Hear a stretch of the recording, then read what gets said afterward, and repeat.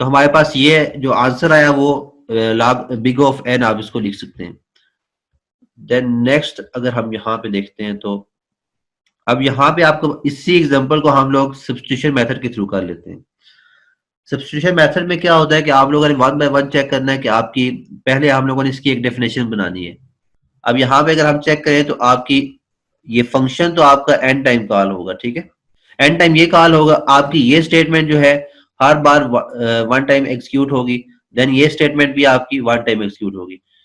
अब यहाँ पे थोड़ा सा जो हम लोगों ने पहले बात की थी कि अगर हम किसी भी प्रोग्राम को हम जब टाइम कम्प्लेक्सिटी फाइंड करते हैं तो हम उसको टी ऑफ एन लिख सकते हैं।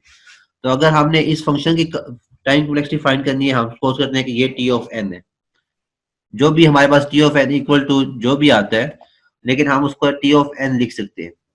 तो अगर ये हमारे पास टी ऑफ एन है, ये वाला भी हमारे पास जो स्टेटमेंट है ये वन टाइम एक्सिक्यूट होगी हर बार, ये भी आपकी स्टेटमेंट हर बार वन टाइम एक्सिक्यूट होगी। और ये जो फंक्शन है आपका, जिस तरह हम लोगों ने ये फंक्शन लिखा हुआ था, ये अगर हम इस फंक्शन को, क्योंकि यहाँ पे एन लिखा हुआ है तो हम इसको टी ऑफ एन लिख सकते हैं। तो इसकी टाइम कम्प्लेक्सिटी जो भी आती है हम उसको सपोज करते हैं कि वो टी ऑफ एन के इक्वल है। तो हमारे पास जो नीचे फंक्शन लिखा हुआ है ये वाला, इसकी टाइम कम्प्लेक्सिटी क्या हम सपोज कर लेंगे कि ये हमारे पास T of n minus one के इक्वल है, ठीक है। अब टी ऑफ एन और T of n minus one क्या है ये भी हमें नहीं पता, लेकिन हम इसको सपोज कर लेते हैं कि ये इसके इक्वल होगी। एट द एंड अगर हम यहाँ पे इसको ऐड करते हैं वन बाय वन, तो हमारे पास आंसर जो आता है, ठीक है, ये हम यहाँ तक हम लोग कर चुके थे, इनको हम ऐड करते हैं, T of n minus one plus two आ जाता है, ठीक। अब यहाँ पे अगर हम देखें तो आपसे बहुत दफा बात कर चुका हूँ कि आपका जो भी कांस्टेंट होगा वो कांस्टेंट फंक्शन से आपका रिप्रेजेंट होगा। और हम लोगों ने जब नोटेशन का लेक्चर पढ़ा था वहां पे आप लोग कांस्टेंट फंक्शन को हम लोग किससे डिनोट करते हैं, वन से। अब आपका कांस्टेंट यहाँ पे टू हो या फिर 200 हो या फिर 2000 हो, आपका कांस्टेंट हमेशा कांस्टेंट ही रहेगा। एन जो है आपका, जो अगर यहाँ पे एन का फंक्शन यूज हो रहा है या कोई और फंक्शन यूज हो रहा है, वो हर कोड के लिए, वो हर प्रोजेक्ट के सिनेरियो के मुताबिक आपका वो चेंज होता रहेगा। लाइक एन की वैल्यू कोई यूजर आपका 5 इंटर कर सकता है, कोई 10 इंटर कर सकता है, अपनी मर्जी से यूजर इंटर कर सकता है। लेकिन कांस्टेंट की जो वैल्यू होगी वो हर कोड के लिए कांस्टेंट ही रहेगी। लाइक अगर 200 लिखा हुआ है तो ये किसी भी सिस्टम पे कोड एग्जीक्यूट हो जाए, 200 आपका इक्वल टू 200 ही रहेगा, यूजर इसको चेंज नहीं कर सकता। तो इसको हम कांस्टेंट फंक्शन को हम लोग वन से डिनोट कर सकते हैं। तो सिंपली इसको हम लोग T of n minus one plus one भी लिख सकता हूँ, ठीक है। कांस्टेंट जहां पे भी होगा उसको हम सिंपली वन से रिप्रेजेंट कर देंगे। तो आपके पास ये डेफिनेशन आ गई है इस कोड की। तो अब ये आप लोगों ने समझना है कि ये मेन डेफिनेशन आपकी एट द एंड आई है। और जब ये आपका फंक्शन जो है वो इक्वल इक्वल टू जीरो होगा, देन ये जस्ट एक दफा ही कॉल होगा, जो कि वहां पे ये फॉल्स हो जाएगा, ठीक है।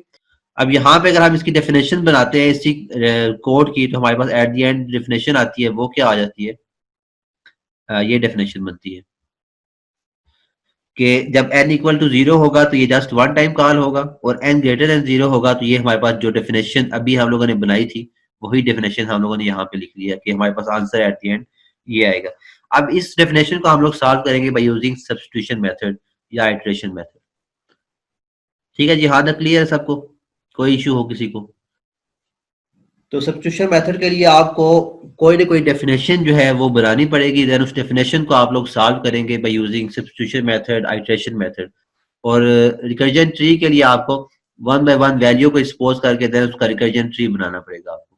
ठीक है, यहाँ तक क्लियर है सबको?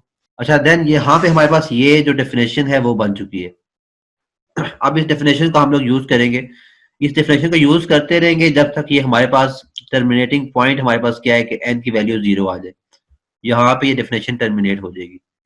तो अब नेक्स्ट हम चलते हैं। अब ये आपके पास कुछ थ्योरेटिकल चीजें लिखी हुई है सब्स्टिट्यूशन मेथड की, ये पहले मैं आपको मैथमेटिकल वे से समझा देता हूँ, उसके बाद थ्योरेटिकल वे, जब थ्योरेटिकल चीजें हम लोग कुछ पढ़ेंगे तो ये फिर समझ आना स्टार्ट हो जाएगी कि क्या हो रहा है इसमें।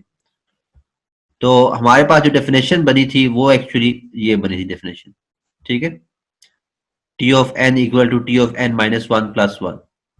ये अगर आपको डेफिनेशन याद हो तो यहाँ पे हम लोगों ने ये बात की थी, T of n equal to T of n minus one plus one. और ये ऊपर वाली हमारे पास टर्मिनेटिंग पॉइंट था कि यहाँ पे आके हमारे पास ये डेफिनेशन टर्मिनेट हो जाएगी। अब हमने इस डेफिनेशन को सॉल्व करते करते इस ऊपर वाले पॉइंट तक लाना है। तो अब कैसे आएगा वो हम लोग यहाँ पे देख लेते हैं कि हमारे पास सब्स्टिट्यूशन मेथड एक्चुअली होता क्या है। तो T of n equal to T of n minus one plus one, ये इसके इक्वल है। ठीक है, ये पूरी डेफिनेशन है हमारे पास। अब हम लोगों ने यहाँ पे T of n minus one की जो वैल्यू होगी वो फाइंड करनी है और देन यहाँ पे पुट करनी है।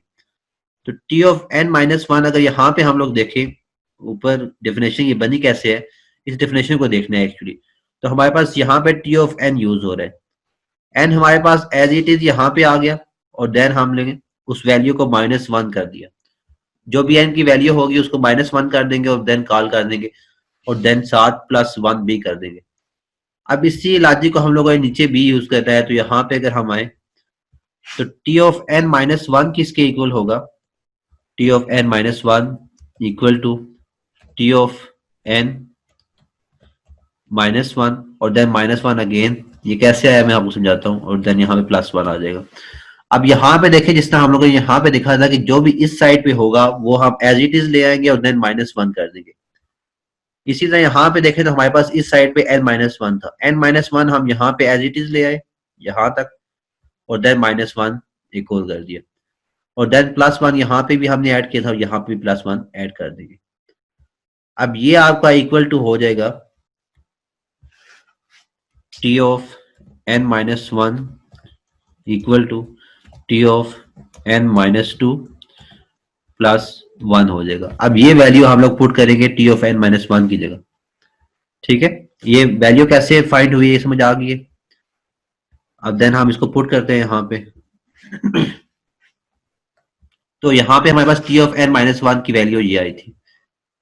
देन यहाँ पे वैल्यू पुट करते हैं तो हमारे पास T of n minus one plus one आ गया और T of n minus one plus two यहाँ पे इसको ऐड करेंगे तो हमारे पास ये वैल्यू आ जाती है। अब T of n minus two की हमने वैल्यू फाइंड करनी है।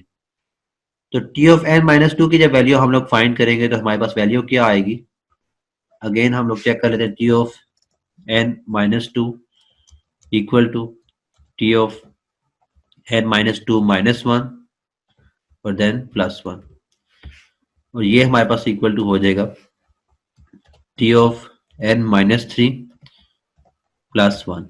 अब ये वैल्यू पुट होगी इसकी जगह, तो यहाँ पे वैल्यू पुट करके देख लेते हैं हम लोग। ठीक है, ये वैल्यू होगी देन ये पुट होगी हमारे पास इसी की यहाँ पे जगह। तो हमारे पास नेक्स्ट जो वैल्यू आएगी ये आ जाएगी T of n minus three plus one and then plus two as it is जो पहले लिखा हुआ था। तो ये हमारे पास T of n minus three plus three आ जाएगा। यहाँ तक समझ आ गई है, कोई इश्यू हो किसी को? अच्छा, देन अब यहाँ पे अगर आप देखें तो ये जो आपके पास सीरीज बन रही है कि जो भी नंबर जो भी कांस्टेंट आपका एन से यहाँ से माइनस हो रहा है वही नंबर आपका यहाँ पे प्लस बी हो रहा है। लाइक अगर यहाँ पे मैं एन माइनस थ्री की वैल्यू भी पुट करता हूँ तो आपके पास नेक्स्ट जो वैल्यू आएगी एन माइनस फोर की, वो क्या आएगी, T of n minus three की वैल्यू हमारे पास क्या आ जाएगी, T of n minus three equal to T of n minus three minus one, ठीक है, प्लस वन आ जाएगा। देन ये हम जब पुट करेंगे तो हमारे पास यहाँ पे answer T of n minus four plus one आ जाएगा और देन ये प्लस वन इस प्लस थ्री में ऐड होगा तो हमारे पास एट दी एंड जो आंसर आएगा वो T of n minus four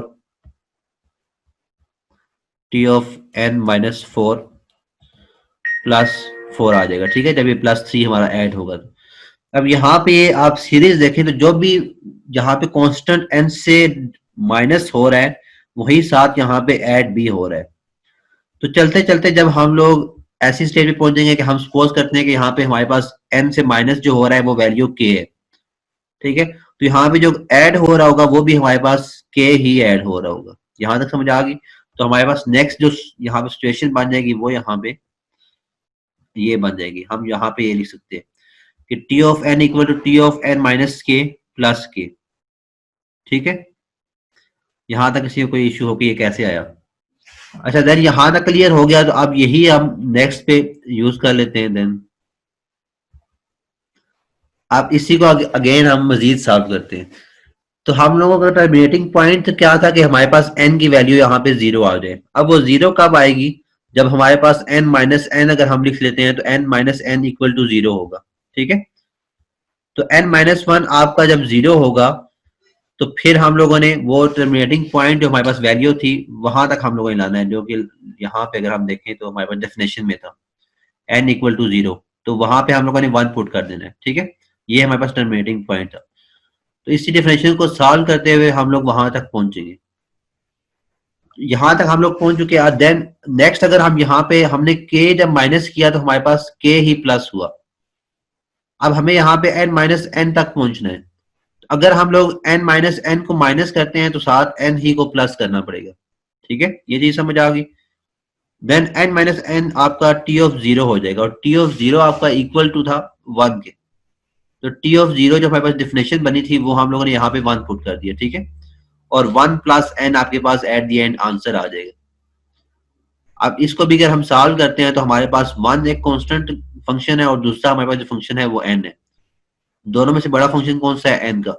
तो हमारे पास जो टाइम कम्प्लेक्सिटी आ जाएगी वो बिग ऑफ n यहाँ पे भी आ जाएगी। ठीक है, तो रिकर्जन ट्री के थ्रू भी हमारे पास जो टाइम कम्प्लेक्सिटी आई थी वो बिग ऑफ n ही आई थी, और सब्स्टिट्यूशन मेथड के थ्रू भी आपके पास जो टाइम कम्प्लेक्सिटी आई है वो बिग ऑफ n ही आई है। तो दोनों तरीकों से आपके पास at the end time complexity जो आपके पास सेम आनी चाहिए। ठीक है, वो डिफरेंस अगर उनमें होगा इट मीन्स कि आप लोगों ने कहीं ना कहीं गलती की है। तो डिफरेंस बीच में नहीं होना चाहिए एट द एंड। आपका आंसर चेंज हो सकता है, लाइक जिस तरह रिकर्जन ट्री में आपके पास एट द एंड जो आंसर आ रहा था वो 2n प्लस 1 था, लेकिन यहाँ पे आपके पास रिकर्जन ट्री के थ्रू जब आप लोगों ने फाइंड किया तो आपके पास 1 प्लस n आ रहा है। तो यहाँ पे आपका डिफरेंस हो सकता है, लेकिन एट द एंड आपके पास आंसर सेम होना चाहिए। Big of n time complexity जो आपके पास फंक्शन होगा वो फंक्शन सेम होना चाहिए। तो ये आप लोगों ने इसी तरह कुछ एग्जांपल लाइक फैक्टोरियल की मैंने आपको एग्जांपल दी, फैक्टोरियल की एग्जांपल लेके उसको आप रिकर्जन ट्री के थ्रू भी सॉल्व करें, देन उसको सब्स्टिट्यूशन मेथड के थ्रू भी सॉल्व करें।